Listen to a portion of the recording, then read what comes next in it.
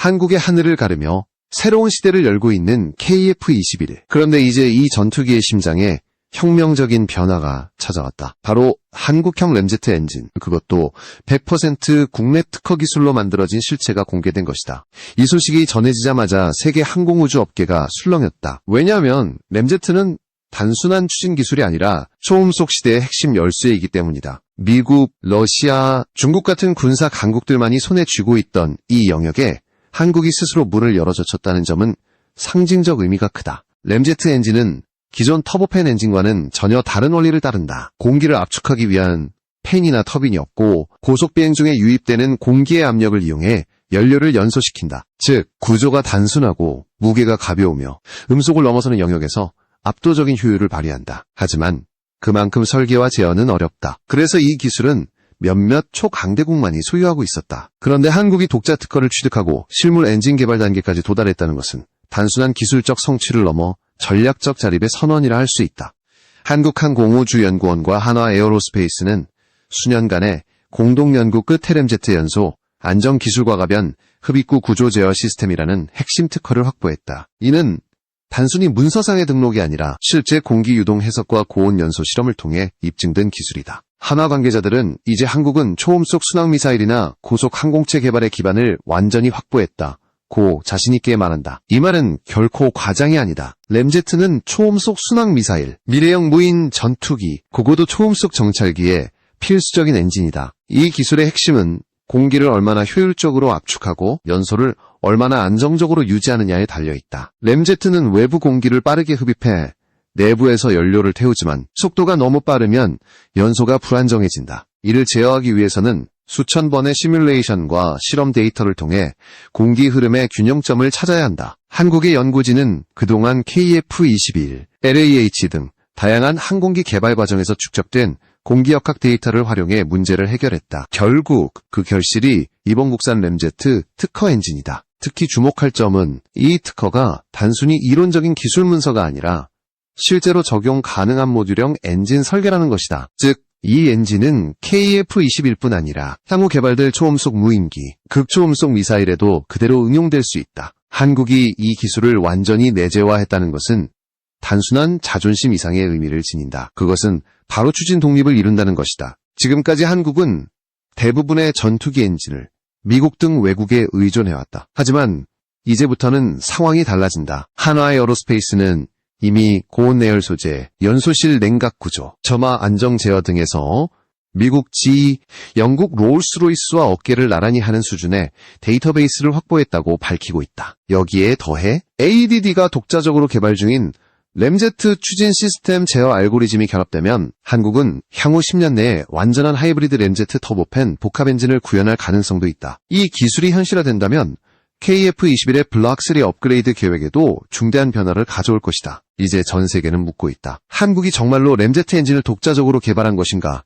그 질문은 단순한 호기심이 아니라 새로운 군사기술 패권의 변화를 예고하는 것이다. KF-21은 단순히 전투기가 아니다. 그것은 한국이 세계 항공기술의 중심으로 도약하려는 선언이자 자주국방의 실질적 상징이다. 그리고 그 심장부에서 뛰고 있는 엔진이 이제 한국 자체의 이름을 갖게 되었다. 이제부터 본격적인 이야기가 시작된다. 한국은 어떻게 이 불가능에 가까운 램제트 엔진 개발에 성공할 수 있었을까?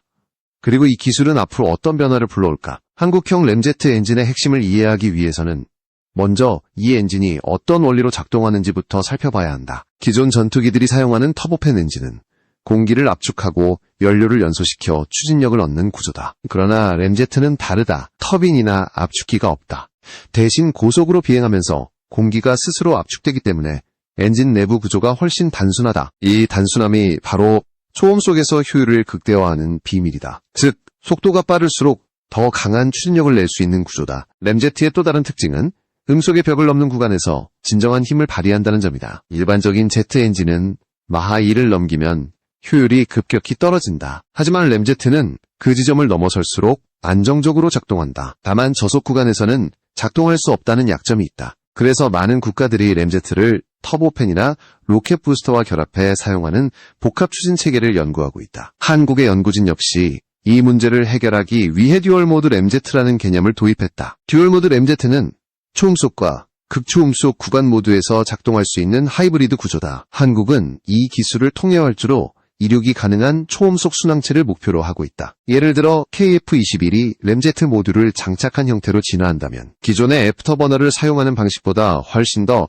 효율적으로 초음속 순항이 가능해진다. 연료 소모는 줄고 지속 비행 시간은 늘어난다. 이는 단순히 성능 향상을 넘어 작전 반경과 전략적 가치 자체를 바꿔버리는 혁신이다. 한화 에어로스페이스와 ADD는 이 기술을 현실화하기 위해 공기 흡입구 설계부터 완전히 새로 접근했다. 기존 KF-21의 터보팬용 흡입구는 저속 구간에서의 안정성이 중심이었지만 램제트는 공기 압축 충격파의 제어가 중요하다. 한국연구진은 이를 해결하기 위해 다단 충격파 분산형 흡입구를 설계했고 이는 이미 특허로 등록되었다. 흡입구의 각도를 미세하게 조정하여 공기의 압력을 일정하게 유지함으로써 연소의 안정성을 확보하는 방식이다. 이는 미국 DRPA가 1990년대에 연구하던 방식과 유사하지만 한국은 훨씬 더 단순하고 효율적인 구조로 재해석했다. 램제트의 장점은 단지 속도에 있지 않다. 내부에 움직이는 부품이 거의 없기 때문에 내구성이 뛰어나고 유지보수 비용이 극히 낮다. 또한 터보팬보다 온도 내성이 높아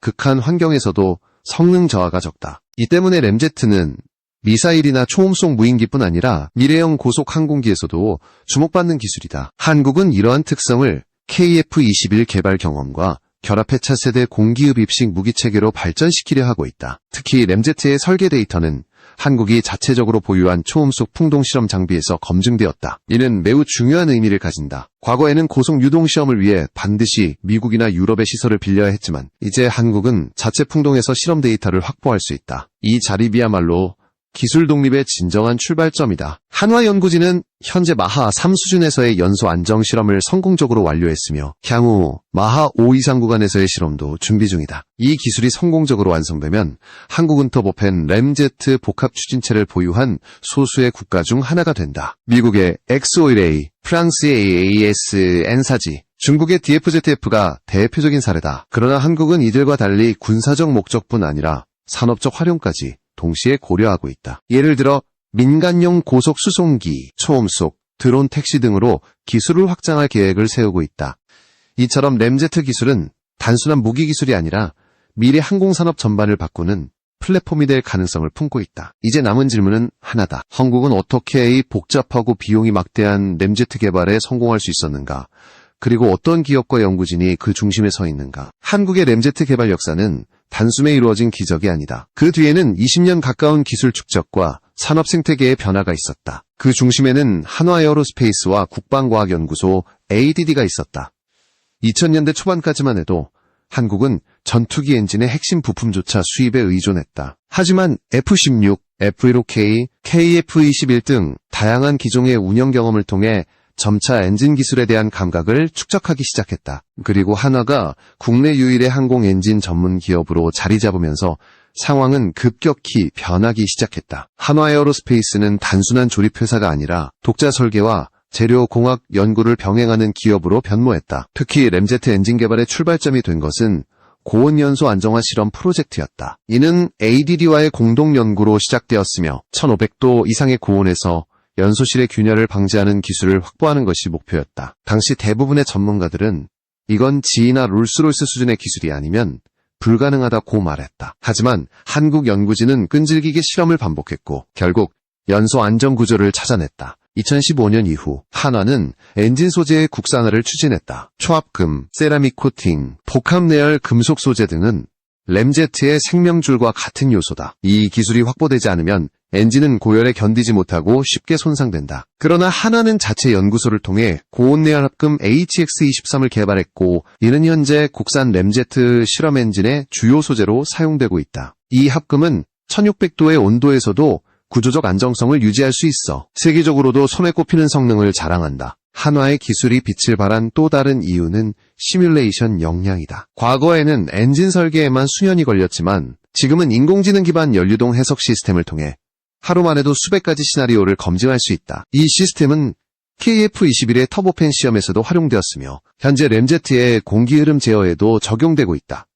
한국은 단순히 실험으로 해결하는 나라가 아니라 데이터로 설계하는 나라로 진화했다는 의미다. ADD는 기술 통합의 중심 역할을 했다. 한화가 엔진 구조와 연소 시스템을 맡았다면 ADD는 제어 알고리즘과 흡입구 기아 설계를 담당했다. 그 결과 탄생한 것이 이번 국산 특허 램제트 엔진이다. 이 엔진은 고정식 테스트 스탠드에서 이미 300초 이상의 안정연소 실험을 마쳤다. 이는 국제 기준으로도 상용화 수준에 근접한 수치다. ADD 관계자는 한국은 이제 추진기관 독립을 선언할 수 있는 단계에 올라섰다고 평가했다. 또한 이 과정에는 중소기업들의 참여도 컸다. 엔진 부품 가공, 열처리, 전자제어 모듈 등 다양한 분야의 업체가 한화와 협력해 기술을 공유했다. 그중 일부는 이미 KF-21, LAH, FA50 프로젝트에 참여한 경험을 갖고 있었기에 협업이 자연스럽게 이루어졌다. 이러한 산업연계 구조가 결국 램제트 개발의 속도를 비약적으로 높였다. 즉, 한 기업의 성과가 아니라 국가 전체가 움직인 결과였다. 한국 정부 역시 이 프로젝트를 전략산업으로 지정하고 지원을 강화했다. 특히 방위상업청은 2022년 이후 초음속 추진체 기술 개발 로드맵을 수립해 예산을 3배 이상 확대했다. 목표는 명확했다. 단순히 외산 엔진을 조립하는 수준이 아니라 2030년까지 완전한 국산 항공 엔진 생태계를 구축하는 것이다. 현재 한국은 시험용 램제트 엔진을 통해 연소 효율, 공기 유입 제어, 내열성 평가 등을 종합적으로 검증 중이다. 이제 연구진의 시선은 KF-21호로 향하고 있다. 램제트 엔진이 이 전투기에 어떻게 적용될 수 있을까?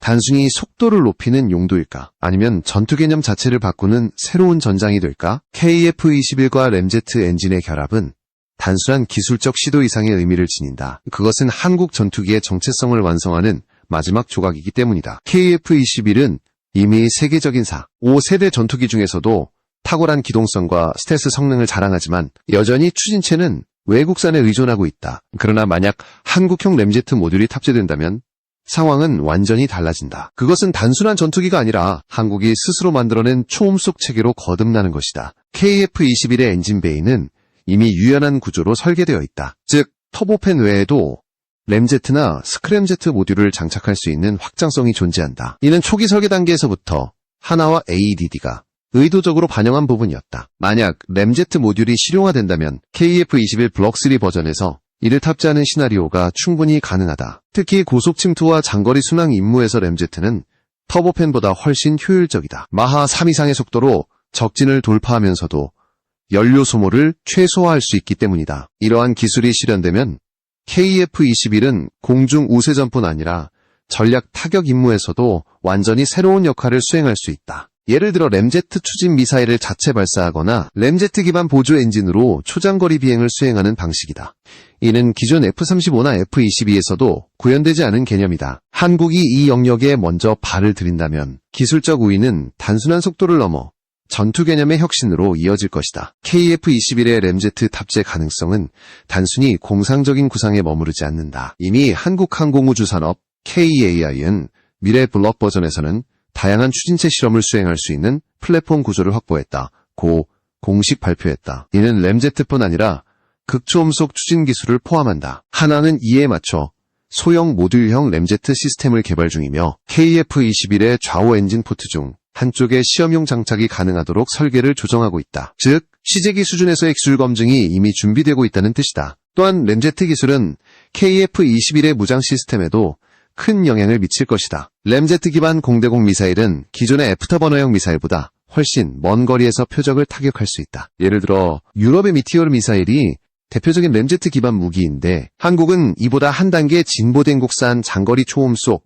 미사일 개발을 목표로 하고 있다. 이 미사일이 KF-21의 내부 무장창에 탑재된다면 한국은 사실상 독자 초음속 전투 체계를 완성하게 된다. 국산 램제트 기술은 KF-21의 전략적 자율성도 강화한다. 지금까지 한국은 엔진, 미사일, 전자장비 등 핵심 부품에서 미국의 수출 통제에 직면해왔다. 하지만 추진체를 완전히 국산화하면 작전 운용과 수출 협상에서도 훨씬 자유로워진다. KF-21이 인도네시아, 폴란드, 필리핀 등 여러 국가의 관심을 받고 있는 이유도 바로 이 기술 독립성 때문이다. 단순히 싸고 성능 좋은 전투기가 아니라 제약 없는 수출이 가능한 완전 자립 플랫폼이기 때문이다. 이제 KF-21은 단순히 하늘을 나는 기계가 아니다. 그것은 한국의 기술력, 산업력, 그리고 자주국방의 상징이다. 램제트 엔진이 이 전투기에 탑재되는 순간 KF-21은 더 이상 4.5세대 전투기가 아니라 사실상 5세대 이상의 전략 플랫폼으로 도약하게 된다. 그것은 미국의 F-35, 러시아의 SU-57,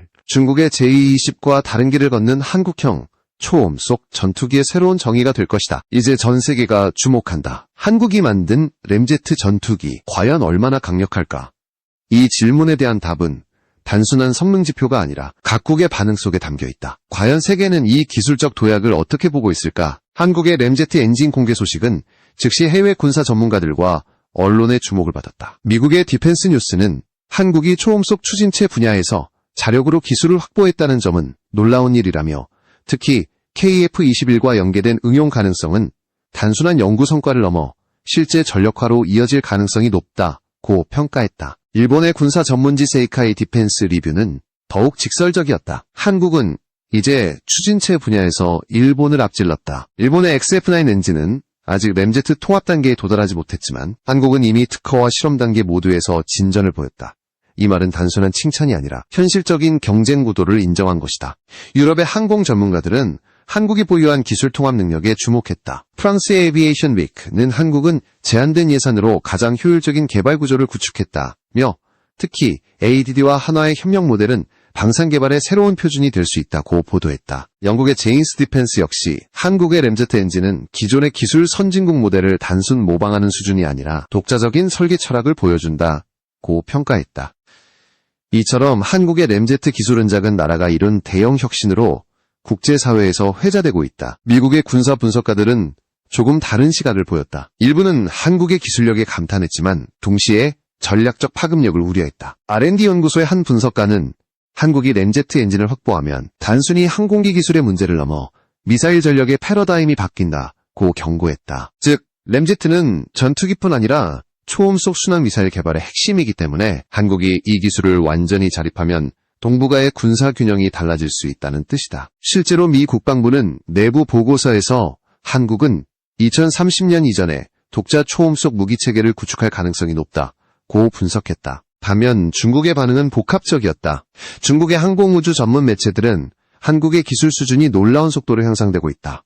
고 언급하면서도 아직 실전 배치 단계는 아니다. 라고 평가절하하려 했다. 그러나 일부 전문가들은 한국의 접근 방식을 인정했다. 베이징 항공대의 한 교수는 한국은 기술 공개를 통해 국제 협력을 유도하는 전략을 취하고 있다. 폐쇄적인 중국식 개발 방식보다 훨씬 빠르게 성장할 수 있다고 평가했다. 이는 한국식 개방형 연구 구조의 우위를 사실상 인정한 발언이었다. 러시아는 조용하지만 의미심장한 반응을 보였다. 국영 매체들은 공식 논평을 자제했지만 러시아 엔진 기술자 커뮤니티에서는 한국이 지휘사공사 기반의 단순한 복제에 머물지 않고 램제트 영역으로 확장했다는 것은 놀라운 진화라고 언급했다. 실제로 러시아는 자체 램제트 기술을 장거리 미사일에만 활용하고 있으며 항공기용으로는 아직 개발 중이다. 따라서 한국의 시도가 성공한다면 러시아의 독점 영역이 하나 더 무너지는 셈이다. 이 기술적 도약은 단지 동북아의 문제로 끝나지 않는다. 동남아, 중동, 남미 등 다양한 지역의 국가들이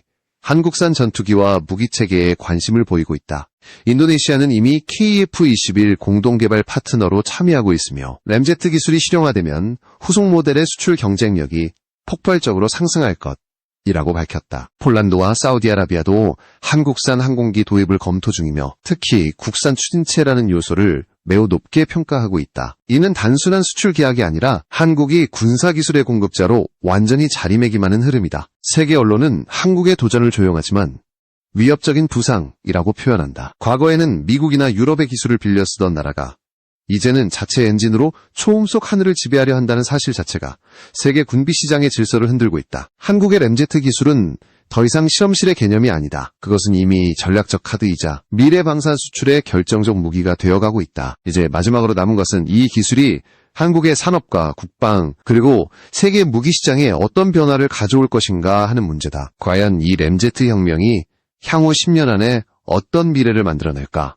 한국의 램제트 엔진 개발은 단순한 기술 혁신을 넘어 국가 산업 구조와 전략 개념을 완전히 바꾸는 사건으로 평가된다. 과거 한국의 방산 산업은 외국 기술에 의존하면서도 조립과 생산 중심으로 성장해왔다. 그러나 이제는 상황이 달라졌다. 램제트 기술의 완전한 국산화는 엔진 수입국에서 기술 수출국으로의 전환을 의미한다. 그리고 이는 항공기뿐 아니라 미사일, 무인기, 심지어 민간 초음속 여객기 개발까지 이어질 수 있는 파급력을 가진다. 하나 에어로스페이스와 ADD는 앞으로 5년 안에 램제트 엔진의 실전형 프로토타입을 완성할 계획이다. 현재는 시험형 엔진으로 연소 안정성, 내열성, 제어 알고리즘 검증을 마친 단계지만 곧 항공기 통합 시험으로 넘어갈 예정이다. 한국항공우주산업 KAI는 KF-21 블록 3 이후 모델의 이 엔진을 통합할 수 있는 공간적 열적 여유를 확보해 두었으며 초기 통합 테스트는 2027년을 목표로 한다. 이 일정이 순조롭게 진행된다면 2030년경에는 한국산 램제트 전투기가 실전에 등장할 가능성이 높다. 이 기술의 산업적 효과도 막대하다. 램제트 엔진 개발 과정에서 축적된 연료동 제어, 내열금속, 복합 소재 기술은 민간 항공과 우주 산업에도 활용될 수 있다. 예를 들어 위성 추진체, 초고속 드론, 극초음속 탐사선 등은 모두 램제트의 원리를 응용할 수 있다. 한국은 이미 이러한 기술을 민간 부문과 공유하기 위한 국가 초음속 기술 협력 클러스터를 설립했다. 이는 군사 기술을 기반으로 민간 산업을 성장시키는 이른바 국방 기술 스피노프 모델이다. 미국의 DRPA나 유럽의 ESA가 걸어온 길을 이제 한국이 따라가기 시작한 것이다. 그러나 이 혁신의 이면에는 여전히 해결해야 할 과제가 존재한다. 첫째는 소재 자립의 완전한 완성이다. 아직 일부 합금 원료는 해외 의존도가 높으며 생산 규모도 제한적이다. 둘째는 시험 인프라의 확충이다. 초음속 풍동, 고온 실험 시설, 비행 시험장 등은 막대한 비용이 들어가며 민간군이 공동으로 투자해야 한다. 셋째는 인력 문제다. 램제트는 단순한 기계공학이 아니라 연력학, 유체역학, 재료공학, 제어공학이 모두 결합된 종합기술이다. 정부와 산업계가 장기적 인재 양성 프로그램을 마련하지 않으면 지속적인 발전은 어렵다. 하지만 한국은 이미 그 방향성을 정확히 설정했다. 단기 성과보다 지속 가능한 기술 생태계를 만드는데 초점을 맞추고 있다. 한화 에어로스페이스는 2035년까지 램제트, 스크램제트, 로켓 복합 추진 기술을 단계적으로 완성해 항공우주 추진체 분야에서 세계 5위권 진입을 목표로 하고 있다. 이러한 계획은 단지 공학적 비전이 아니라 국가의 전략적 목표로 자리 잡고 있다. 한국형 램제트 엔진은 이제 단순한 무기 부품이 아니라 자립과 자존의 상징이다. 세계는 이 흐름을 주목하고 있다. 미국은 기술 협력을 타진하며 한국의 연구 성과를 관찰하고 있고 유럽은 공동실험 프로젝트에 대한 제안을 검토 중이다. 일본은 자국의 엔진 기술이 뒤처질 수 있다는 위기감을 노골적으로 드러내고 있다. 중국은 한국형 램제트가 동북아 기술 지형을 바꿀 수 있다며 분석 보고서를 작성 중이다. 즉, 한국이 이 기술을 실용화하는 순간 단순한 군사 기술이 아니라 지정학적 파급력이 발생하는 것이다. 결국 이 모든 흐름의 중심에는 하나의 메시지가 있다. 한국은 더 이상 추종자가 아니다. 램제트 엔진은 그 상징적인 선언이다. KF-21의 날개 아래에서 불타오를 이 엔진은 단지 추진력을 만드는 기계가 아니다. 그것은 한 국가가 자신만의 기술로 하늘을 지배하겠다는 의지의 표현이다. 수십 년간의 의존에서 벗어나 이제 한국은 스스로의 힘으로 초음 속의 장벽을 넘어섰다. 그리고 그 날개 아래에는 자주국방이라는 오랜 꿈이 현실로 변하고